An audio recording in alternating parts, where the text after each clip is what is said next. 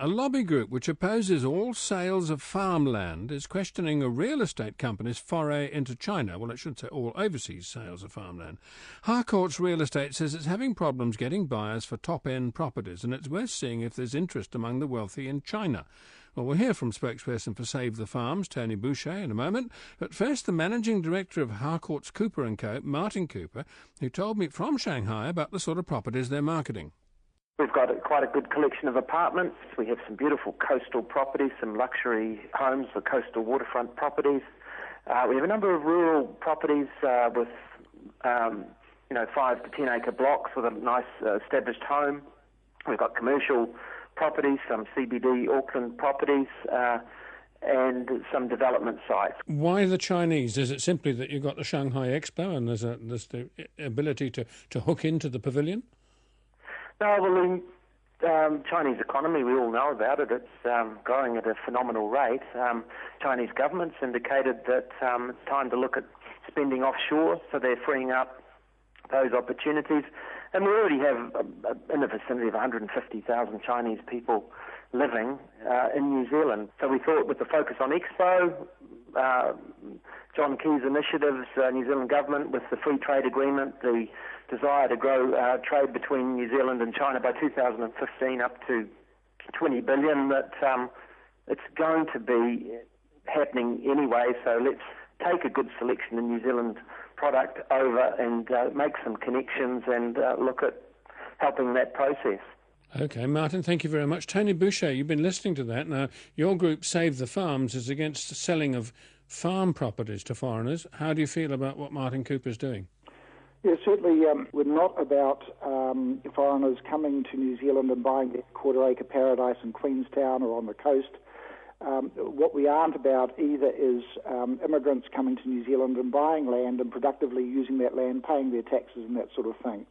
So I think what they're doing, from the description he has given you on this program, these are apartments, they are investment properties, but if they fall within the Overseas Investment Act definition of land, which requires the Overseas Investment Office to okay the sales, then it does fall within what we are looking at.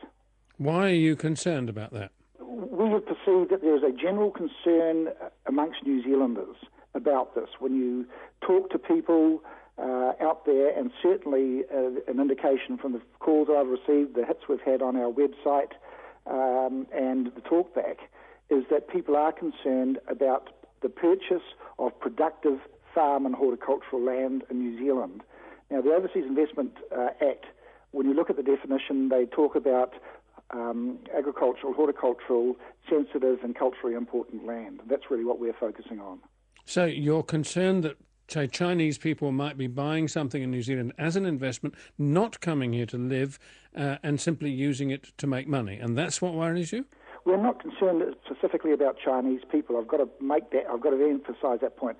We're concerned about foreign investment in our prime horticultural and agricultural land. That's really where our focus is.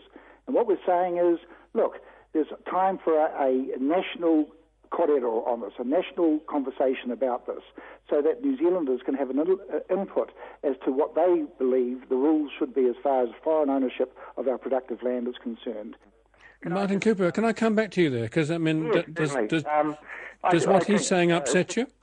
I think it's a healthy debate. I think that it should be discussed, and it's good. Maybe this trip that we're doing might generate a bit of focus in on that, because we're all New Zealanders. We all love the country, so we want what's best for the country. And I think it would be a healthy debate and something seriously we should study and make sure we make the right decisions for our country.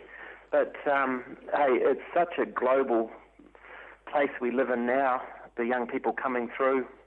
They see it as our planet rather than our country, and it's something that we will have to figure out and do the right thing. So I'd be very pleased to be in that debate and in that discussion, make sure we go in the right direction.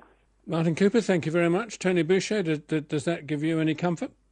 Well, it does, and you know the rules are that If the Overseas Investment Act applies, well, then applications have got to be made there. History shows that they decline very few applications. But what we're about is the government is, in fact, reviewing that act at present. And our view is that there needs to be a national debate about it. And hopefully that will occur. I'm sure it will.